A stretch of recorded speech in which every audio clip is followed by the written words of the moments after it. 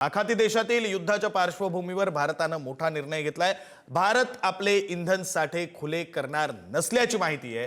Crude ऑइलच्या वाढत्या किमतीवर नियंत्रण मिळवण्यासाठी IEA अर्थात इंटरनॅशनल एनर्जी एजन्सीकडून पुढाकार घेण्यात आला।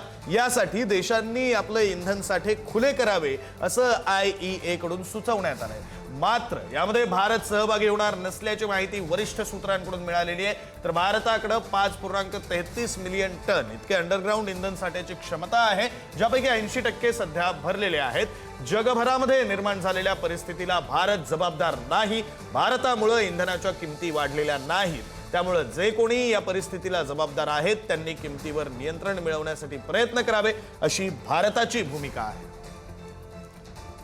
या संदर्भातले अधिकचे आणि सविस्तर तपशील देत आहेत आपले प्रतिनिधी शिवाजी काळे। शिवाजी, विक्रांत, जगामध्ये तेलाच्या किमतीने एक विक्रम गाठलेला आहे। त्याचं कारण आहे अमेरिका इराणचा संघर्ष, आणि या इराण आणि अमेरिकेच्या संघर्षामुळे आखाती देशांमधील अनेक ज्या ऑइल कंपन्या आहेत त्या सध्या बंद आहेत आणि त्यामुळे जगभरामध्ये तेलाच्या किमती वाढत आहेत। अशा परिस्थितीमध्ये तेलाच्या किमती स्थिर ठेवण्यासाठी एक IEA नावाचा ग्रुपची स्थापना करण्यात आलेली आहे।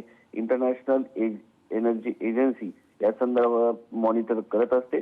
मात्र या सगळ्या संदर्भामध्ये जगभरातील ज्या ज्या देशांकडे साठे आहेत त्या देशांनी इतर सदस्यांना मदत करावी यासाठी प्रयत्न केले जातात।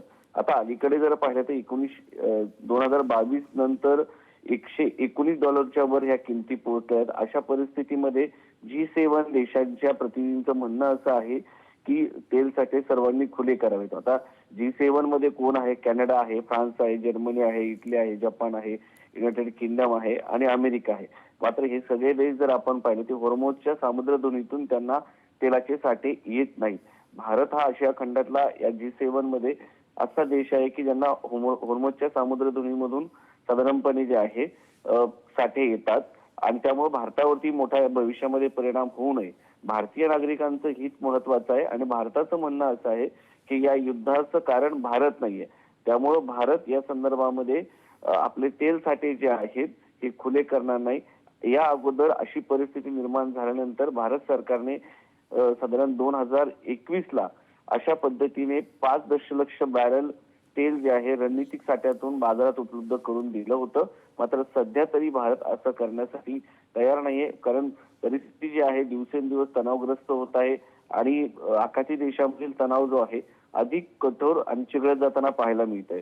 या सगळ्याच्या पार्श्वभूमीवरती जरी ही परिस्थिती आज युद्ध थांबलं तरी या सगळ्या परिस्थितीमध्ये 1 महिना जी आहे ही सप्लाय चेन सुरू व्हायला लागणार आहे। त्यामुळे भारताने रणनीतिक दृष्ट्या अगोदर डोमेस्टिक म्हणजे घरगुती देशांतर्गत तेल साठा जो आहे तो सुरळीत राहावा याचा प्रयत्न करताना भारत देश पाहायला मिळतोय। आणि भारताने या संदर्भामध्ये विक्रांत स्पष्ट केलेला आहे या युद्धाचं कारण भारत नाही, त्यामुळे भारत IEAच्या म्हणण्यानुसार तेल साठे जे आहेत मुक्त करणार नाही। इंटरनॅशनल एनर्जी एजन्सीचं म्हणणं भारत या ठिकाणी ऐकताना दिसत नाहीये। धन्यवाद शिवाजी दिलेल्या या सगळ्या सविस्तर माहितीसाठी। तुम्ही म्हणाल्याप्रमाणे या सगळ्यामध्ये भारताचं सगळ्यात महत्त्वाची भूमिका काय आहे, भारताचं प्राधान्य कशाला आहे, तर भारतामध्ये इंधनाचा तुटवडा निर्माण होऊ नये याला भारताचं प्राधान्य आहे। धन्यवाद तुम्ही दिलेल्या माहितीसाठी।